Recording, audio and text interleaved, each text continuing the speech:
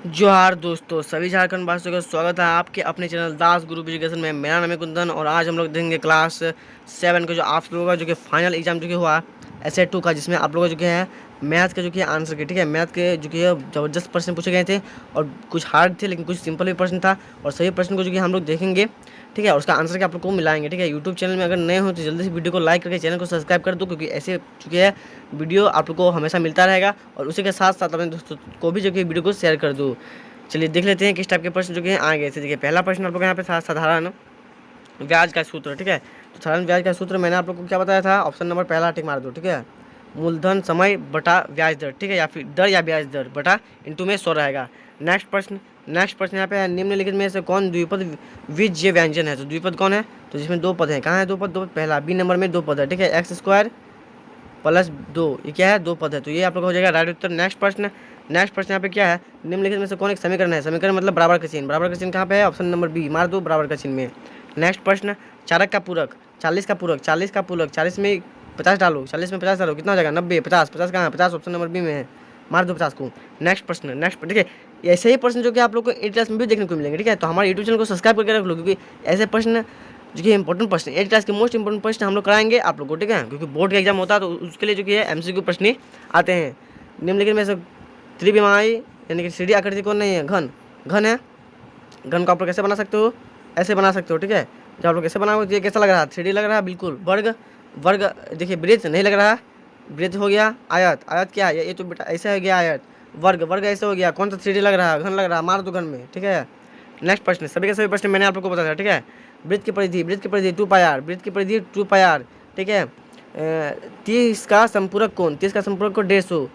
ठीक है, पूरक का भाग संपूरक होता है यानी कि 180 होता है, पूरक यानी कि 90 और संपूरक यानी कि 180। ठीक है, उसके बाद थ्री डी आकृति है, कौन है थ्री डी आकृति, वर्ग बनाओ। वर्ग कैसे बनेगा, ऐसे बनेगा, ये क्या है, टू डी है। घनाभ कैसे बनेगा, ऐसे बनेगा, दो गोल रहेगा। ठीक है, और यहाँ से भी एगो, यहाँ से भी एगो, और यहाँ से भी एगो, यहाँ से भी एगो, यानी कि थ्री डी हो गया हम लोग का घनाभ और टू डी आकृति हो गया वर्ग। सिंपल प्रश्न बेटा, सिंपल प्रश्न है। ठीक है, फटाफट टिक मारते जाओ। ठीक है, सही कथन के आगे सही एवं गलत कथन के आगे गलत लिखें। तो प्रश्न है, संभावित त्रिभुज का प्रत्येक कोण अलग अलग होता है, नहीं होता है। प्रत्येक कोण 60 डिग्री का होता है। मैंने बताया था, कितना बताया था, 60 डिग्री का होता है प्रत्येक कोण, तब ना बनेगा 180। ठीक है, समकोण त्रिभुज का प्रत्येक कोण 90 का होता है, नहीं होता। समकोण त्रिभुज क्या है, कुछ इस प्रकार का बनता है, इसका एक कोण मात्र 90 होता है। क्या होता है, एक कोण मात्र 90 होता है। ठीक है, नेक्स्ट प्रश्न, त्रिभुज के अंतर कोणों का योग 180 होता है। त्रिभुज के अंदर एक त्रिभुज है, उसके अंदर सभी कोणों का मान कितना होगा, 180 होगा, ये सही है। ठीक है, गोला एक द्विविमीय आकृति है, नहीं है। गोला जो कि है इस प्रकार का रहता है, उसके अंदर आप लोग कलर करोगे तो 3D बन जाएगा। ठीक है, आप लोग सब तरफ से देख सकते हो गोला को। हाँ, वृत्त रहता है तो वृत्त क्या होता है, 2D होता है, पर गोला जो है 3D होता है। ठीक है, तो यहाँ पे 3D होता है गोला, यहाँ पे 2D है, यानी कि गलत है, गलत कथन है। घनाभ में 8 फलक होते हैं, बिल्कुल ये सही है। ठीक है, घनाभ में 8 फलक होते हैं, सही है। चलिए देखते जाओ, आगे बढ़ते जाओ। नेक्स्ट प्रश्न आप लोग का कौन सा है, तो यहाँ पे देखिए नेक्स्ट प्रश्न आप लोग का था, वैसे आंकड़े जिसे संग्रहित स्वयं एकत्रित करते हैं प्रारंभिक आंकड़े कहलाते हैं, ये सही है। ठीक है, ये सही है, क्योंकि द्वितीय आंकड़े वे होते हैं जो कि है कर्ता स्वयं एकत्रित करते हैं। ठीक है, वैसे आंकड़े जिसे संग्रह कर्ता स्वयं एकत्रित करते हैं प्राथमिक आंकड़े कहलाते हैं। और द्वितीय आंकड़े था आप लोग का। ठीक है, द्वितीय आंकड़े मुझे याद नहीं आ रहा, पर ये सही है। ठीक है, सही है, मान लो सही, क्योंकि स्वयं करता है यानी कि प्राथमिक होगा, और द्वितीय क्या होगा, वो जो कि है कार्यकर्ताओं में जो कि किया जाता है। ठीक है, सही है। नेक्स्ट यहाँ पे देखिए, किसी समकोण त्रिभुज में होता है तो पाइथागोरस प्रमेय में कर्ण स्क्वायर, यहाँ पे हो जाएगा आपका कौन सा स्क्वायर, कर्ण स्क्वायर बराबर आधार स्क्वायर। ठीक है, आधार स्क्वायर हो जाएगा यहाँ पे प्लस ऊंचाई स्क्वायर। ठीक है, प्लस ऊंचाई स्क्वायर, यहाँ पे आधार स्क्वायर हो जाएगा, यहाँ पे ऊंचाई स्क्वायर हो जाएगा। नेक्स्ट प्रश्न, किसी समकोण त्रिभुज में न्यून कोणों की संख्या कितनी होती है। तो एक समकोण त्रिभुज है, उसमें न्यून कोण यानी कि 90 डिग्री से कम के कितने कोण बनेंगे, तो मात्र एक बन सकता है। ठीक है, एक बन सकता है। उसके बाद देखिए नेक्स्ट है, किसी अधिक कोण त्रिभुज में एक कोण 100 है तो अन्य कोणों का योग कितना होगा, तो अन्य कोणों का योग 80 होगा। ठीक है, एक सेकंड, अधिक कोण बोल रहा है, तो अधिक कोण जो कि है 100, हाँ अधिक कोण यानी कि 90 से अधिक और 180 से कम यानी कि 80 होगा। ठीक है, तब ना मिलकर होगा 180। नेक्स्ट प्रश्न देखिए, नेक्स्ट प्रश्न क्या है, नेक्स्ट प्रश्न है, किसी त्रिभुज में दो भुजाओं का योग हमेशा तीसरी भुजा से अधिक होता है। कल ही बताया था मैंने, कल ही बताया था। ठीक है, ये जो भुजा है ये 7 सेंटीमीटर है और ये 60 सेंटीमीटर है, तो इसका कितना होगा, 8 सेंटीमीटर होगा। ठीक है, दोनों भुजा से तीसरी भुजा अधिक होती है। ये सभी 8-9 में आप लोगों को काम आएगा। ठीक है, अभी पढ़े हो ना, 8-9 में आप लोगों को बहुत जो कि है काम आएगा। रिक्त स्थानों की पूर्ति कीजिए। दो सारंगसम कोनों में एक कोण की माप 60 है तो दूसरा कोण का माप भी क्या होगा, 60 होगा। बताया था 70 है तो 70 होगा, 80 है तो 80 होगा, जितना पहला का होगा दूसरा का ही होगा। दो रेखाखंड समक्षम होते हैं यदि उनकी ऊंचाई, ठीक है, उनकी ऊंचाई लंबाई क्यों, ये क्या प्रश्न है, दोनों के ऊंचाई, अच्छा दोनों की ऊंचाई बराबर हो, यहाँ पे बराबर बराबर लंबाई के, ठीक है, यहाँ पे बराबर होता है, ठीक है, बराबर बराबर लंबाई के हो, ठीक है, बराबर होते हैं यहाँ पे, बराबर लंबाई के हो।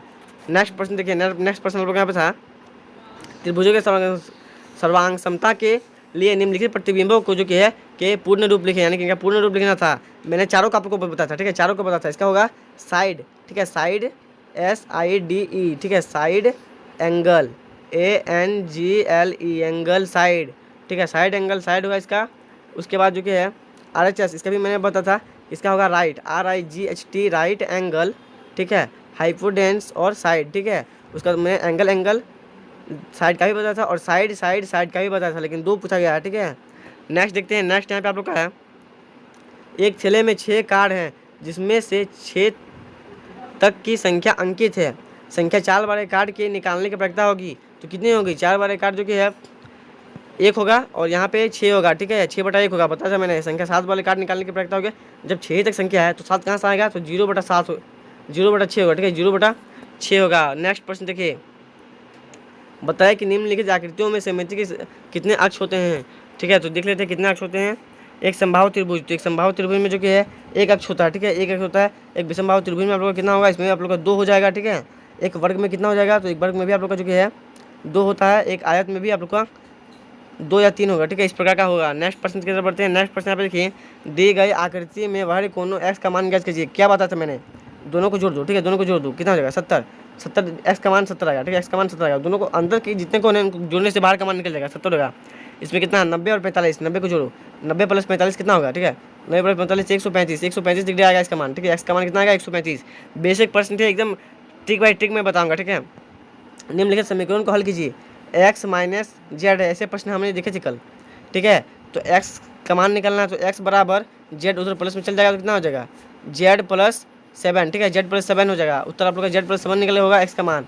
और b में देखिए y+3 = 5 है, ठीक है, y3 = 5 है, तो यहाँ पे y का मान,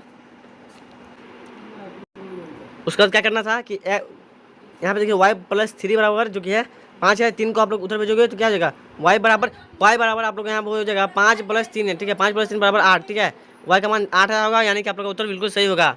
उसके बाद देखिए आप लोग यहाँ पे था फलकों की संख्या, ये भी मैंने बताया था आप लोग को। उसके बाद आंकड़ों को जो है परिसर ज्ञात करना, तो आंकड़ों का परिसर ज्ञात करने का जो फॉर्मूला एकदम सिंपल था, क्या था कि टोटल इनको जोड़ना है, तो इनको जोड़ने से आप लोग का जो है 30 आएगा, ठीक है, और 30 या 40 आएगा, तो उसको 40 को जो है संख्या 1 2 3 4 5 6 7 8 9 10 भागा 2 कितना आएगा, ठीक है, 3, तो 3 आंसर आया होगा।